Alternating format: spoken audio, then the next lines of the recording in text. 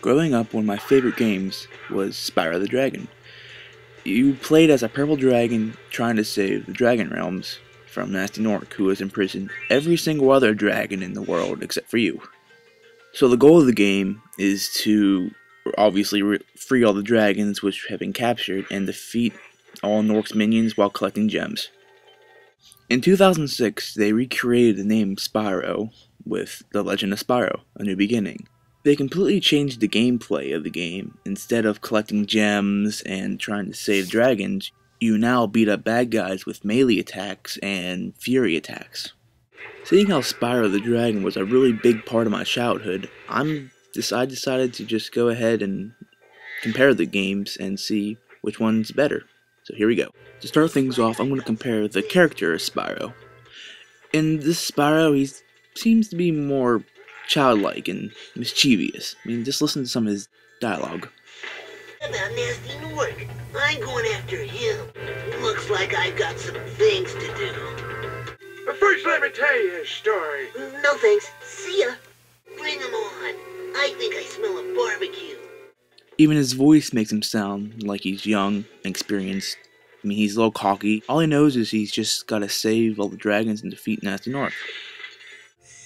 But in The Legend of Spyro, I mean, he also sounds young and experienced, but come on, he's voiced by Elijah Wood, and you all know he's in Lord of the Rings, he's really famous. In fact, if you don't know who Elijah Wood is, I gotta ask, what rock have you been living under? Seriously though, listen to his dialogue. I can't, Ignitus. I just learned what I am. If we don't hurry, I have a feeling you're gonna see a whole lot more. Come on. See anything, Spyro? No. But I've got a bad feeling. You can see that, just by those clips, that he's a very serious dragon, which I think is the only difference between this Spyro and the old Spyro. The old Spyro had a little bit of wit with him. I mean, you saw that from some of the clips I played. But don't get me wrong, there is wit in this game, but it's not provided by the purple dragon himself. No, it's provided by another character which we all know. What? Save the Beast has been trying to kill us? Yes, that's Sparks. And if you recognize that voice, it's because, well, it's a very famous comedian, Mr. David Spade. And I really hate to say this now, but he was the only reason I got through this game. I mean, when I first found out it was completely different, I almost lost interest.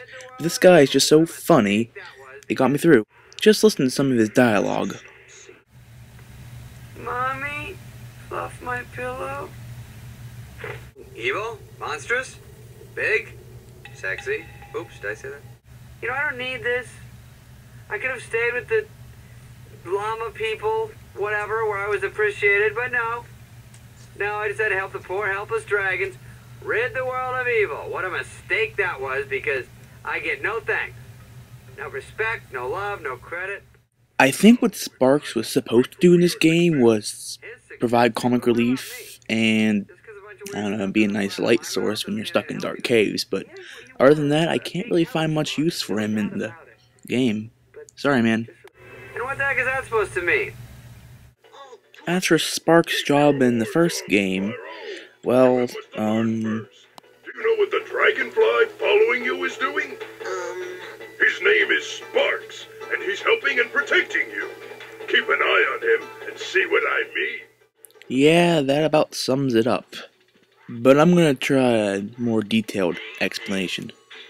In this game, he grabs a treasure for you, which is really hard to do by yourself, so it's really nice to have him grabbing that.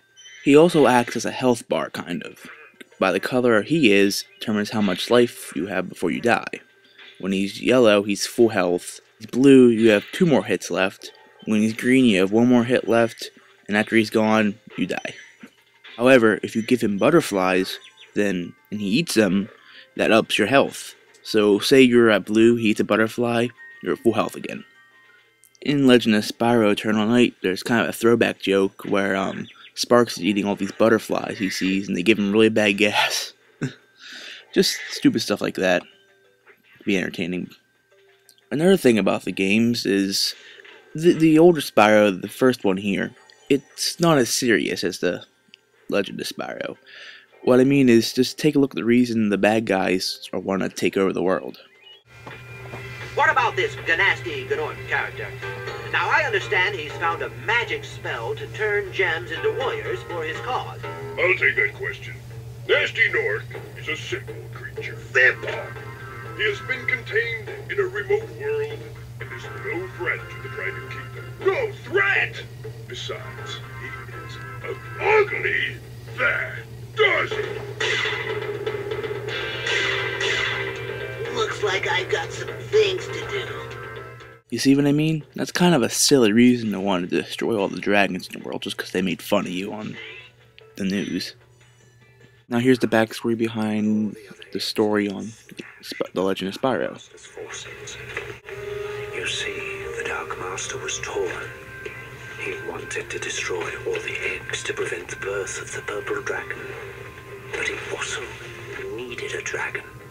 Why would he need a dragon? Because, Spyro, only one born in the year of the dragon could open the portal that served as the Dark Master's prison. Yikes. Now there's a serious story for a serious game. Anyhows, now I want to talk about a different aspect of this game which I like. The boss battles. I mean, come on, look at this. How epic is this?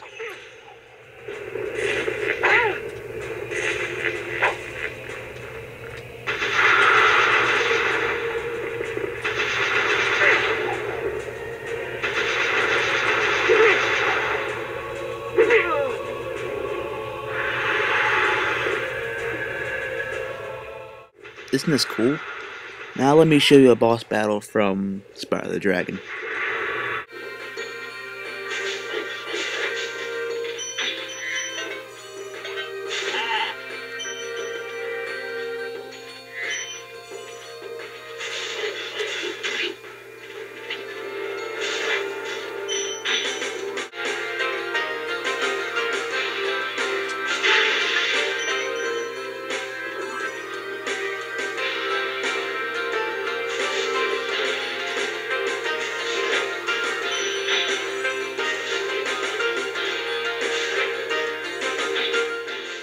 Wow, wasn't that fun? Yeah, I didn't think so. Another thing I like about Legend of Spyro is you can now double jump, putting those wings to good use. That's a really cool thing to do, I think.